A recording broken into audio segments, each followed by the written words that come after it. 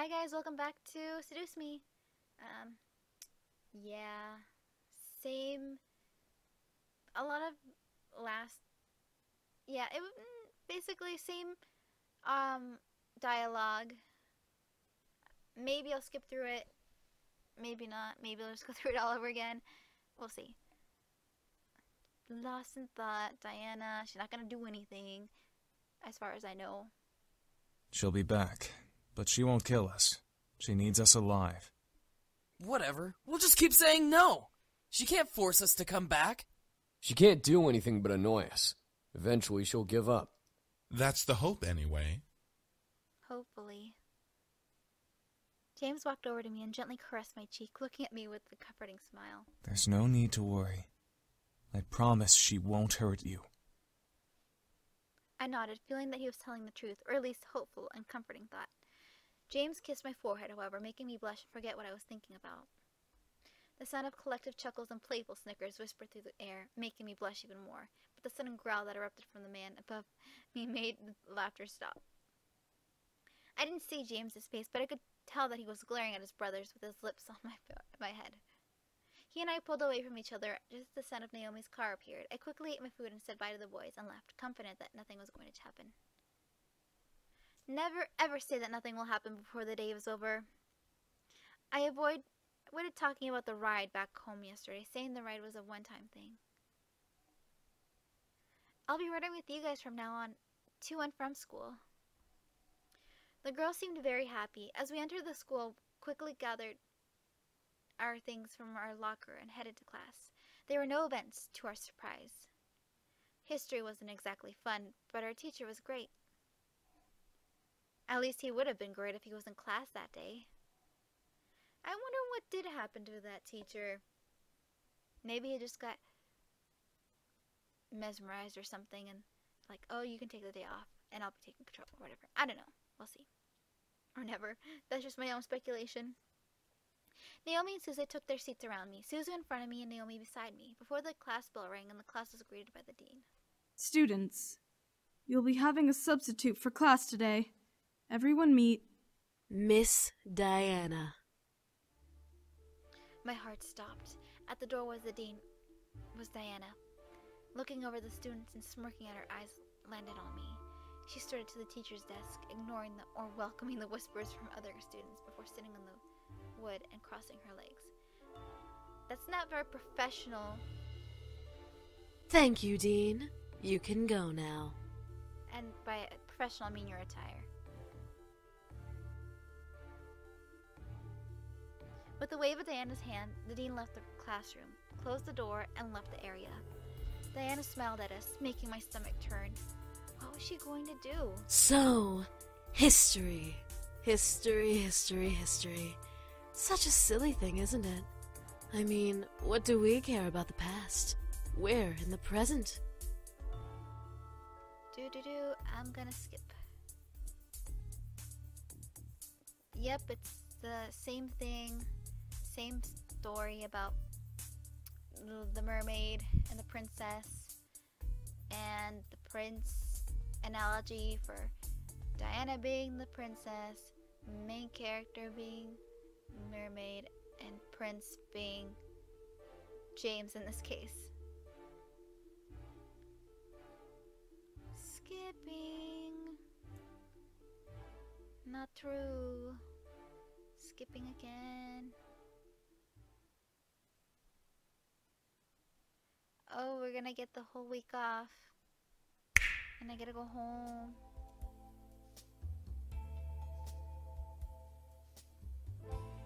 Okay, and how am I supposed to get... Ooh, actually, I just realized something.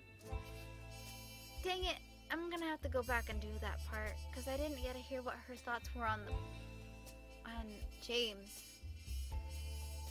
Hold on a sec. Alright, back. I slammed my hands on the desk in front of me and glared at Diana. What are you doing? What are you thinking? What? Do I not make a good teacher? I figured you should have a little lesson, so I took matters into my own hands. Whatever you're trying to do won't work. You really think so, dear? And what makes you so sure about that? making me so sure? Why was I confident? Were the boys worth this? My thoughts began to fill me with doubt. All the uncertainties about this whole ordeal began to cloud my mind. If the boys were ever found out, there'd be hell to pay. There'd be hell to pay. Was it worth it? What about Diana? What would she do to me? Would she make my parents forget about me completely? Would she ruin my friends' lives out of spite? In my gut, I felt a stone of confidence trying to fight back, but the heaviness of my thoughts began to dissolve that stone little by little. What was going on with me? I think it's Diana's influence. I looked up Diana once again to see her gaze boring into my eyes. She was using her powers on me. This time, I was away from home, so I couldn't escape. Or could I? Did I want to? The way she stared at me made me feel warm and fuzzy inside my chest. I felt like melting. Eee. Diana lifted a hand under my chin and ran her thumb over my lips, licking her own. I could feel little shots of energy zipping from under my skin into my chin, where she held me. Now, let's have a little taste of that sweet, virginal sexual energy. I watched as she leaned in, ready to kiss me and take my energy. Half of my body really felt elated at the idea. The other half completely rejected it and didn't want her to even touch me. James! Suddenly, Diana stopped in her tracks. James, who is... It then dawned on her. Ah, one of the boys. Why don't you tell me which boy is James? I felt myself non-compliant. The oldest. Diana giggled in reply before letting go of my face and stepping back. Really? The eldest son with you? I nodded once again, but this time partly in my own decision to reply. Diana let out a sound that mirrored a cat's purr before stepping back away from me. All right, then. Well, if it's the eldest son you're infatuated with, you should really rethink your romantic options. Diana chuckled before kissing my nose, where I felt a shot of energy zap out of my body and almost making me dizzy and recoil. Diana then turned to the desk and sat on the wood, crossing her legs. You can go now. Remember, no class for the rest of the week. And how am I supposed to go home? My two friends left me here thanks to you. Oh, were they your ride? My apologies. Let me help then. Diana then lifted her hand and snapped her fingers. I suddenly felt the floor sink from underneath me, forcing me to look down. A purple pentagram surrounded my feet, pulling me into the ground. Whoa! Before I could fight, however, I sank fully into the floor, fading into darkness and shutting my eyes. As I opened them, I felt my silk sheets around me, soothing my anxiety from the darkness that had previously surrounded me. What the... Why did Diana bring me home? Was this an illusion? Was I being tricked? Something was going on. I sat in my bed looking around me. I was indeed in my room. There was no mistake about that. Why? Diana is too strange. Was this a game? Was this part of her plan to get the boys back? I was lost and confused more than ever, despite my logical thought, trying to piece the puzzle that is Diana together. The more I tried to solve her, the less I understood the situation I was in. I was interrupted, however, by my door suddenly opening, revealing the boys with Damien's hands on the doorknob. What I want to know is why are they in my room? I'm not there. Are they looking through my stuff? Miss, what are you doing here? Or maybe Damien's... Or they felt my presence or something. I don't know. Aren't you supposed to be in school? Damien, you can take it from Diana here. sent her back here. She invaded her school and sent all the students back home. Yeah, what he said. What is that bitch up to? Seriously! Diana's playing around for no reason. Maybe it's part of her plan. Then they're arguing, and I'm here in the background being annoyed because they don't tell me what's going on. And more questions about why she wants them, and this and that. I decided enough was enough. I needed answers. Hey! The boy stopped arguing, staring at me in surprise. I held my hands in fists on my lap, mustering courage to continue to speak despite my abrupt shout. Why is Diana here? Why does she want to bring you all back? What exactly did you all run from? Why did you run from it? Miss, we... Don't miss me, Please, I need to get to know what is going on. I don't be left in the dark about this. I want to know what I'm facing. The boys looked at each other hesitantly, unsure what to reply. Finally, Sam pushed Damien towards the bed, making him buckle and land on his knees, with his torso over the edge of the mattress. Damien, do the thing. Thing? What thing? Sam, you're not suggesting. Why not? She deserves to know everything, especially if Diana is targeting her. Sam's right. I guess we have no choice then. I was getting confused. What was Damien about to do? Damien stood before climbing onto the bed with me, sitting across from me, on his knees. We are going to show you everything. You have to trust me, okay? The minute you stop trusting me, the vision will stop. Vision? Please, just trust him. I looked at James, unsure of what was going on, but I nodded. If this was the only way to learn, then this was my chance to know. And we're going to the past.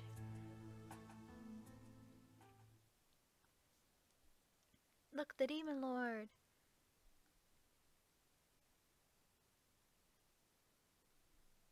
Ooh. Oh, yeah, okay.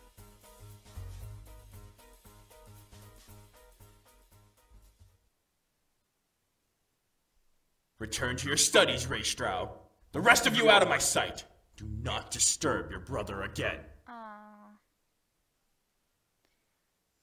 I could only stare as James gently took his book and, without looking at his brothers, returned to reading. The commander walked past the remaining brothers, growling at Sam and Damien before leaving the room. What was up with that? Don't worry about it. We'll find a way to get him back. I don't know. He's on a very tight leash. Ezra, you're quiet. What did you hear? He's going to a negotiation meeting. He's going to arrange a marriage. Skip! I really want to. I know you're sorry.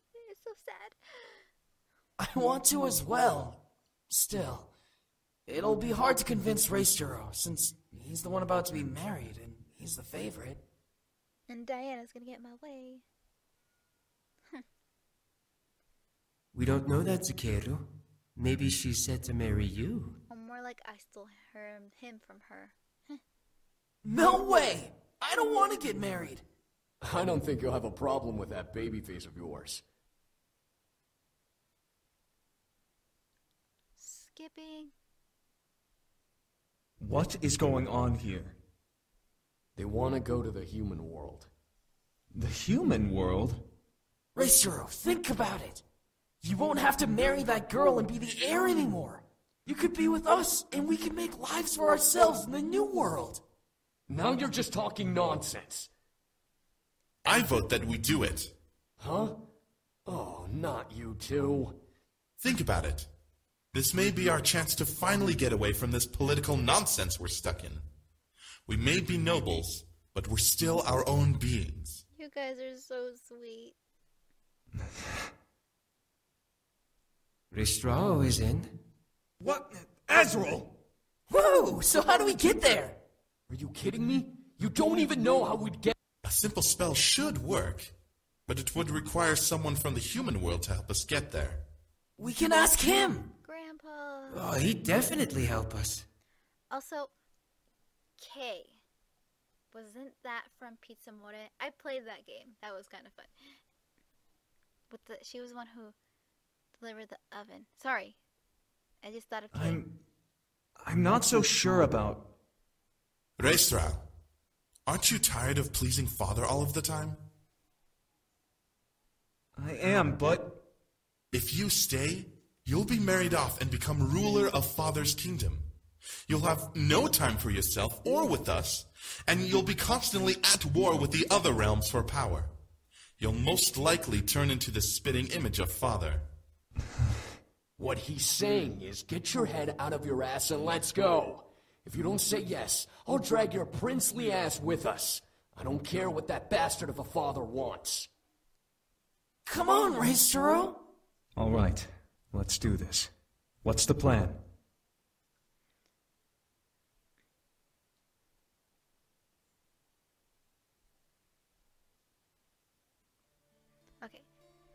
My vision made it clear, letting me fully see the boys around me, all with concerned faces.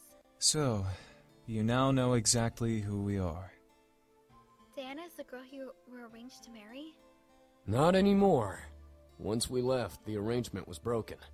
With no sons to marry off, her dad couldn't go through with the marriage deal. Let me save. Oh, no.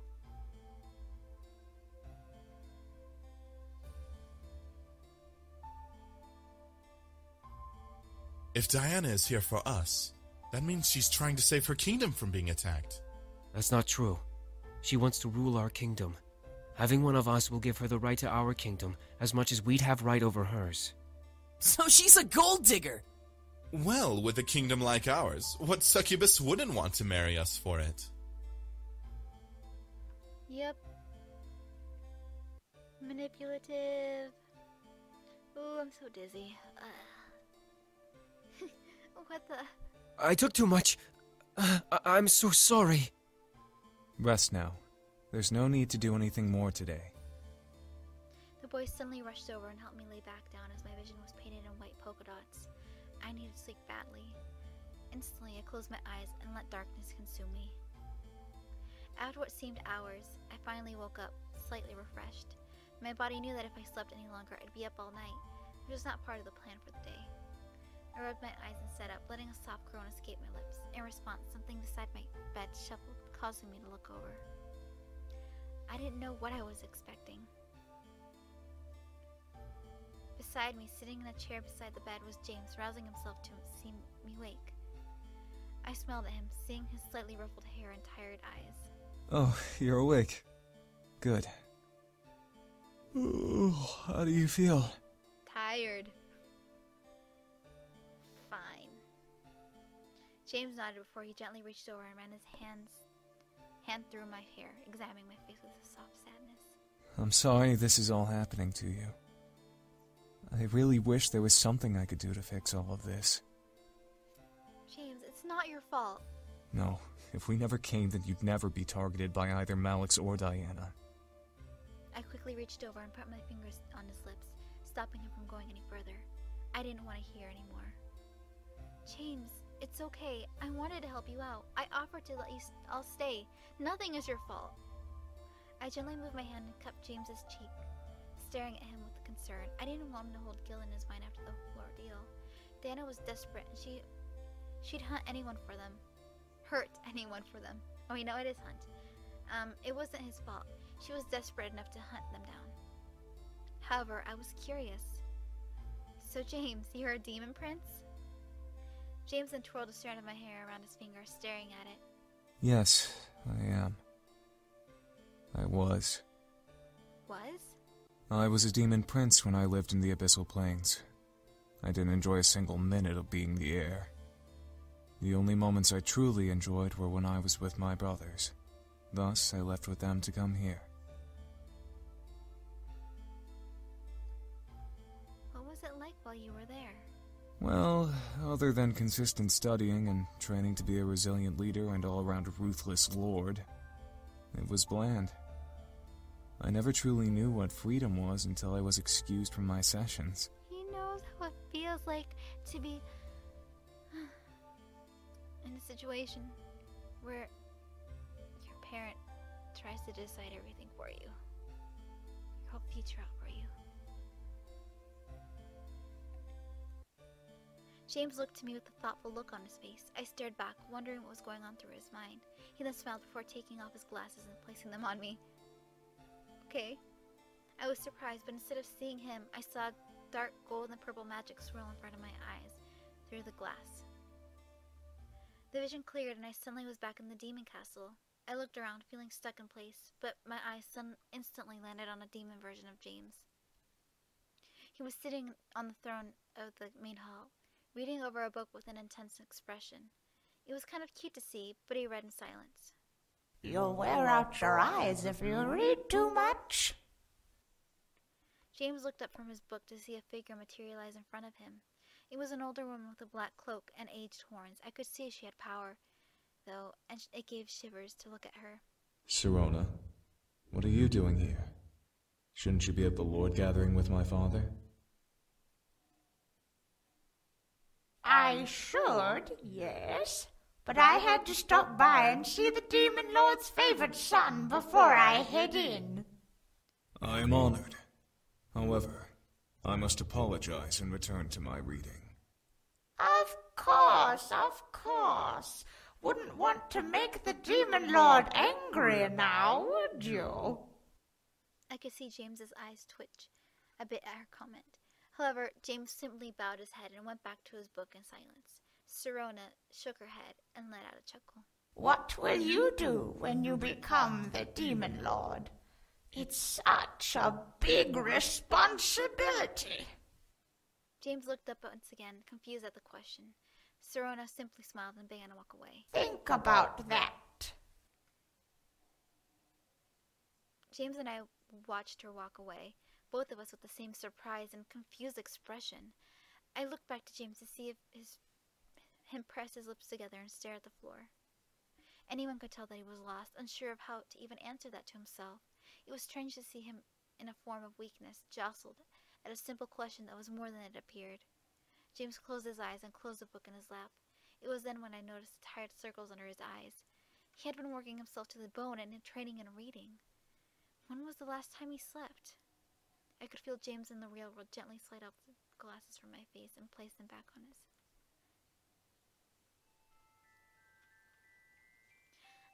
It took me a second to recenter my vision, but I then looked to James, who smiled at me. It was then that I decided to find my brothers. Little did I know that they were wanting me to come on a trip that would make me leave my entire realm to be in a new world.